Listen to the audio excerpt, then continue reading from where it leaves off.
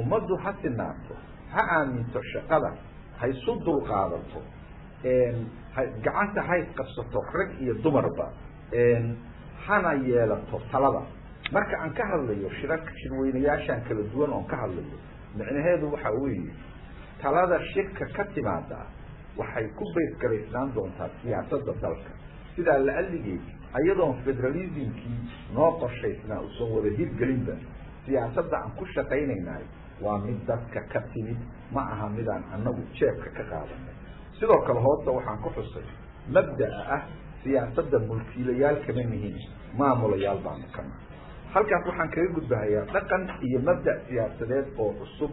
oo xukuumadaydu kow Soomaaliya ku bilowday waa ilaahay mahadiisa inaba abaal kagama rabno laakiinse waa ku faraxsanahay inaanu bilownay hadda wixii ka dambeeyana dariiq aan laga laaban doonin ay noqoto waayahay waxaan ka hadlayaa hadda xagga amniga iyo la dagaalanka argagixisada waxaan la nimid isbedel dhab ah ee hoggaanka tayada tababarka iyo kororsiimo tirada 30 ilaa 40% noocyada ciidamada qalabka sida koob iyo 10 bilood kadib maanta agabka kala duwan ee ciidamadeena annaga la nimaadna ee uguma shaqin amisom maanta mushaarka ciidamadeena kama sugno wadamo saaxiib ah ee khasnada dawladda laga baxshaa dhamaadka bil walba maanta nama saara una qabatayntii hubka ee si xorriyad leh baan u soo gadanaa hub iyo taanadba maanta tababarka ciidamadeena waxaa lagu qabtaa dalka gudihiisa waxaana kor u kacay tayadii disibliinkii kalsoonidii iyo waxqabadkoodaba diyaar marka la gaaro 2016 tirada ciidamadu waxay kordhi doontaa in ka badan 2 shibaar intaan ugu nimid November 2012 xagga amniga iyo ciidamada waxaan maanta iska kaashanaa in ka badan 6 wadan oo saaxiib ah iyo wadamada gobolka ee ciidamadu Soomaaliya ka joogaan ee u dhabar adeegay kaalmaynta amniga dhanka la dagaalanka argagixisada oo ah mushkiladda ugu adag ee hortaagan dawladnimo ana qaada ee Soomaaliya waxaanu xaqiijinay guulo wax ku ool ah ee xagga xoreynta xog ururinta muquuninta cadawga wacyigelinta dadka dhaqan celinta dhalinyarada iyo iskaashiga caalamka tirada amisom ee aan iska kaashano amniga iyo la dagaalanka argagixisada waxaa degdeg ugu kordhi doona in ka badan 4,000 oo ciidan ah waxaa noo qorshaysan dhawaan howlgal baaxad leh ee isugu furmi doono dhammaan wadankeena faahfaahin intaa ka badan halkan kama bixinayo waxaanse ilaahay ka rajaynayaa sidaan ku talagalnay in bartamaha sanadka soo socda ee 2014 aan gaarno Soomaaliya aad uga bedelan tan maanta gaar ahaan xagga isu socodka iyo muquuninta xajirka hubaysan waxaan idin xusuusinayaa in argagixisadu tahay mushkilad dhab ah ee dariska iyo caalamkuba nala wadaago sidaas awgeed iskaashigoodu waa gaar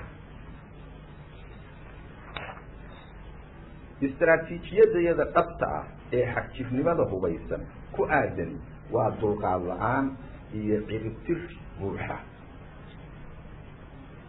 xagga siyaasadda iyo dib u heshiisiinta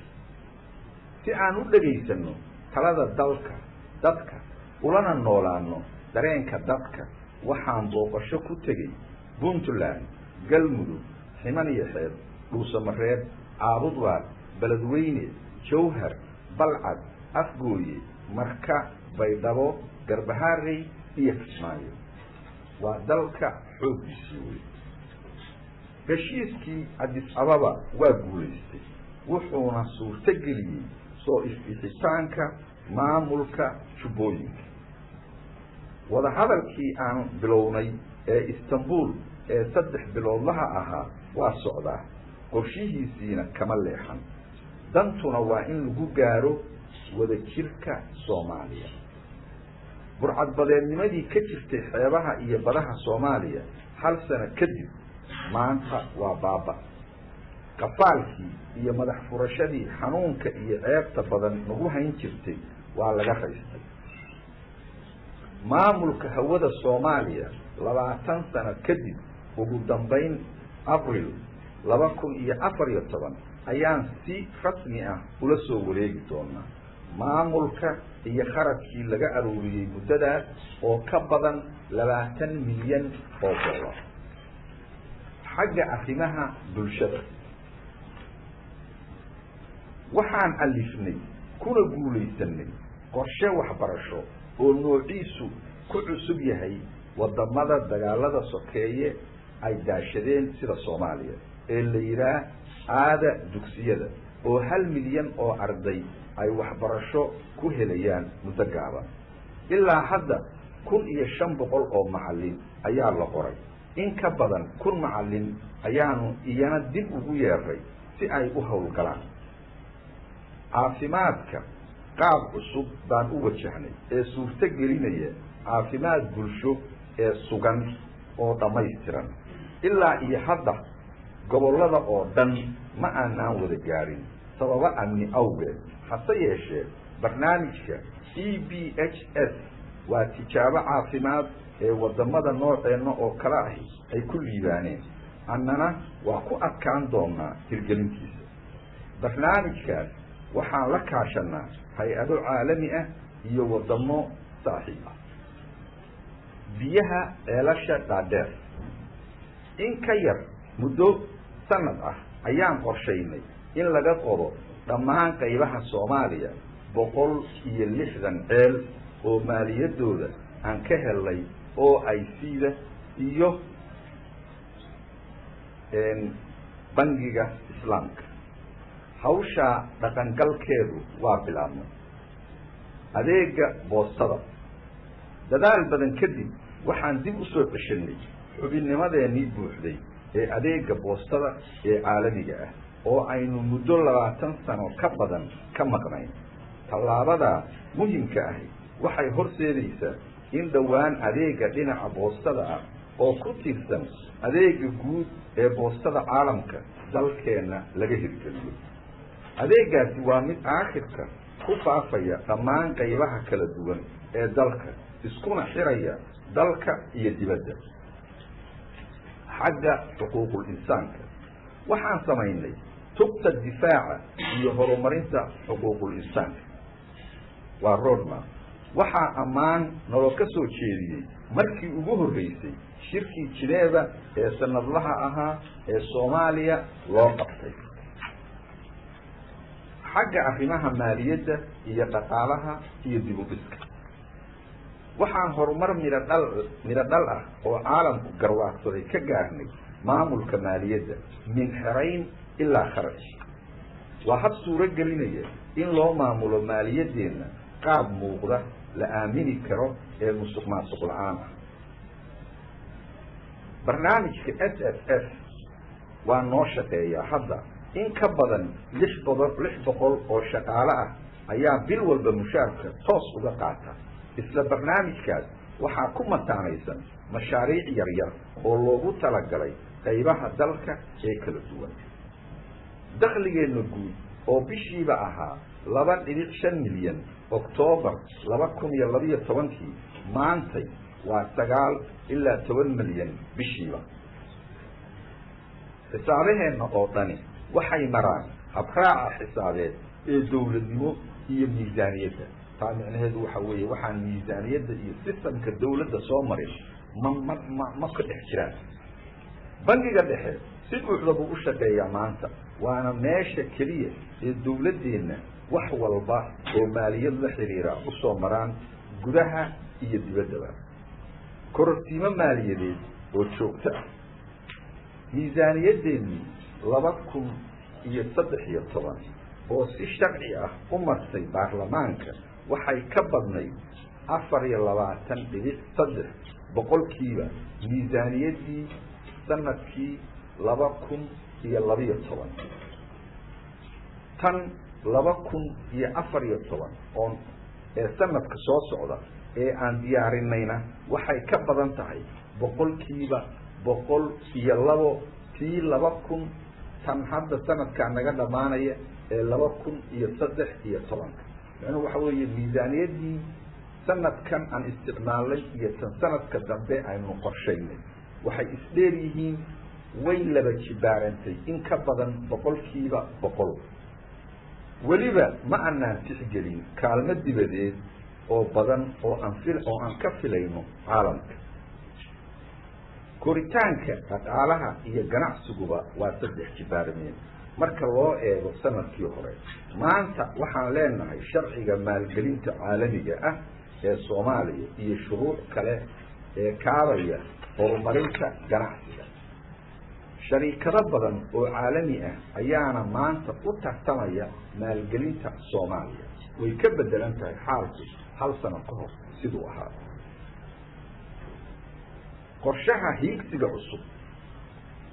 the new deal compact وأقول أي مكاني وحنا وابلن قاضي كالمو ديبو بيس جاريسة لابو دبي أفر بليون $4 وحاكرة بلن قاضي بدن اللغو هيلي دونو كالمو ينتقالي هي فرسمو كم مدح بنان ورشحة ذا نيو ديل حاجة عقيمها الدبادة محاكة الصومي غريب سيمن isrumayn iyo iskaashi ku dhisan yaan la leenahay maanta caalamka aad u horumaray xiriirkeennii wadamada dariska ah 6 bilood ee u dambeysay in ka badan 10 wadan yaa safiiradoodii si rasmi ah looga gudoomay waraaqihii aqoonsiga oo qaarkood bilaabeen ismihii safaaradahooda maanta aqoonsiga iyo la dhaqanka Soomaaliya ee caalamku mugdi kuma jiro halka waxa iga dhamaatay su'aashii dheeray ee aan kaga jawaabayay afartii sector oo aad 5 November 2012 baarlamaanka keenteen maxaad ka qabateen jawaabta intan waa intii guud oo anigu ugu talagalay inaan prime minister ahaan ku jawaabo faahfaahinta sector walba sida kan arrimaha gudaha kan arrimaha dhaqaalaha iyo maaliyadda كان arrimaha bulshada kan arrimaha dibadda hadaan baarlamaanka joogi lahaa waxa idaba taagnaan lahaa wasiiradeedii oo mid walba faahfaahin intani waa intii guud ka dheer ka bixin lahaa wixii laga weydiiyana ka jawaabi lahaa waa ka gudbahayaa halkaas waxaan kaga gudbay su'aashii koobaad isla baarlamaanka su'aalihii mooshinka waxa kamid ahaa su'aasha 2 4 5 oo saddexdooduba hal jawaab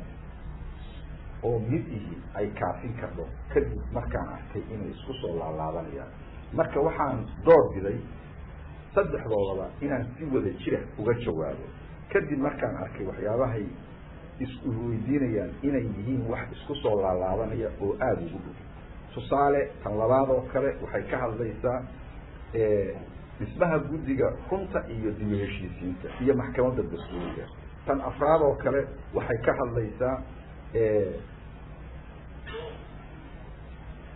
waxay ka hadlaysaa heshiisyo caalami ah ee gasheen maxaad u soo gudbin weydeen tan shanaad oo u dambaysaana waxay ka hadlaysaa amniga iyo maamulada gobolada shuruucdii laga samayn lahaa maxaad ka yeesheen hirgelintooda waa sahlan tahay dhammaan waxaana u haynaa jawaabo waafi ah anigu intaan baan horay uga jawaabayaa detailskii loo baahnaan lahaana waxaa la diyaar ah wasiiradayda oo nasiib daro dhammaantayo aan nala siin fursadii baarlamaanka iyo ummadaba aan kula qaybsan lahayn jawaabahan dhaadheer ee aan kusoo talagalay maxaa yeelay dhaqanka isla xisaabtanku dowladnimada waa usal annaguna waa soo dhaweynayna sidee baan marka uga jawaabay su'aalahan la xiriira guddiyada shuruucda umuuraha lamidka ah oo ay ka muuqatay baarlamaanku inuu walwal ka qabo marka la eego mooshinkii Cabdullah